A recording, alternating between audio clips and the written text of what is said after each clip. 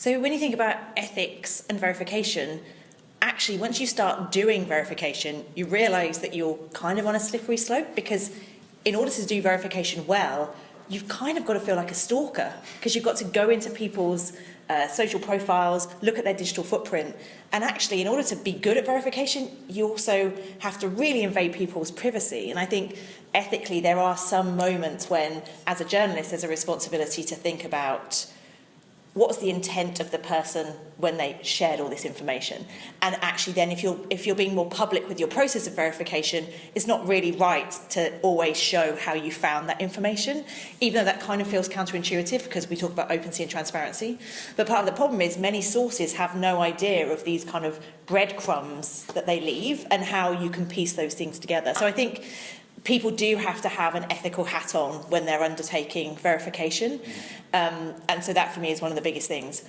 I do think another ethical challenge is particularly when you're working in places that don't necessarily have the same freedoms as we enjoy in some other parts of the world.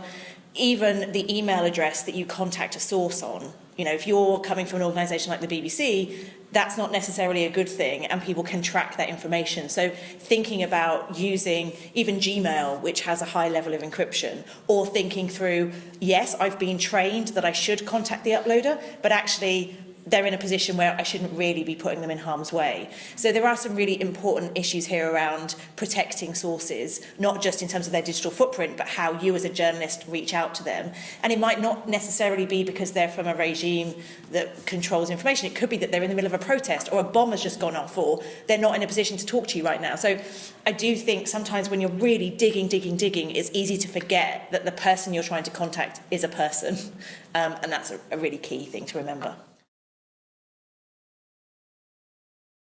There was one particular example of a newspaper that had a kind of a call out asking people from Iran to share images from inside their living room. And they did in quite large numbers, but actually quite a few of those living rooms showed drinks cabinets or showed things that perhaps wouldn't be great for Western, publication to show. And so then that individual journalist was making decisions about, I'm not going to show those images. Now I've talked to other journalists in other newsrooms to say, well, I would absolutely have shown that. It's their fault. They sent in the image. And I think there is that responsibility for you as a journalist to think through what's appropriate and to recognise that people themselves aren't always aware of the impact of what happens when something, even if you say, are you happy for this to be shared? And they say, oh yeah, because they're trying to be nice.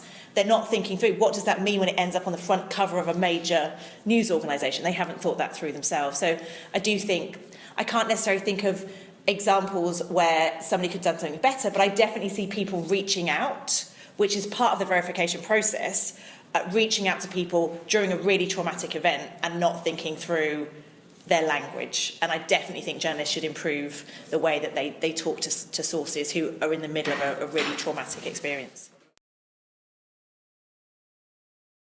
So the biggest problem with approaching sources online is, of course, particularly on Twitter, you have 140 characters. But actually, I've not really seen anybody make the most of Twitter cards.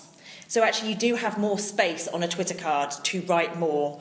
But I think the main thing is talking like a human. So I think you don't have to send just the one tweet. So if the first tweet is, hi, I've just seen your tweets. Are you okay? I really would like to talk to you, but I understand this is a terrible time. Just something in the way that you would talk to somebody on the telephone. And I think we get stuck in, is this your picture? Can you do this? Blah, blah, blah, in 140 characters. And actually, it's a conversation. And the problem is, it's very rare when somebody's right in the middle of a news event that they're going to get back to you immediately. So you see a lot of journalists who are simply ticking the box to show that they have tried to seek permission. But if you're really, doing verification properly, which means you're trying to talk to the source, you've got to build trust with them very quickly. Going back to, I hope you're okay. I'd really like to talk to you. I don't want to do this publicly.